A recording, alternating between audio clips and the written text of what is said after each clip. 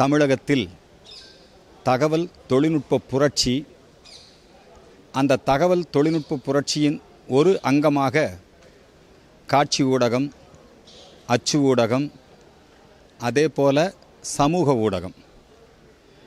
அச்சு ஊடகம், காட்சி ஊடகம் இந்த இரண்டிலுமே கொடிகட்டி பறந்தவர் நம்முடைய ரங்கராஜ் பாண்டே அவர்கள். தினமலரிலே, அதேபோல தினத்தந்தி தொலைக்காட்சியிலே, அதனைத் தொடர்ந்து நம்முடைய தமிழகத்திலே இந்த டிஜிட்டல் உலகிலே, டிஜிட்டல் மீடியாவில் ஒரு முதல் முயற்சியாக இந்த சாணக்கியா யூடியூப் சேனலை துவக்கினார். ஆன்மீகம், அரசியல், தேசியம் இதை முழு மூச்சாக கொண்டு நடுநிலையோடு ஒரு ஊடகவியலாளர் அல்லது ஒரு ஊடகம் எப்படி மக்களுக்கு நல்லது செய்ய வேண்டும் என்பதற்காக சாணக்கியா செயல்பட்டு கொண்டிருக்கிறது.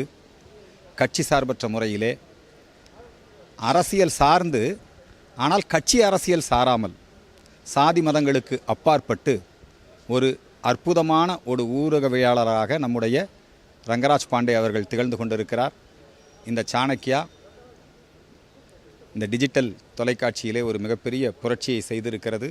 6ஆம் ஆண்டை அவர்கள் இன்றைக்கு கொண்டாடி கொண்டிருக்கிறார்கள். இது மென்மேலும் வளர்ந்திட, நல்லதொரு அரசியல் மாற்றம் தமிழகத்திலே ஏற்பட, 1967 வரை தமிழகத்திலே தேசியத்தின் ஆட்சி, அதன் பிறகு இங்கே திராவிடம் கோலோச்சி கொண்டிருக்கிறது.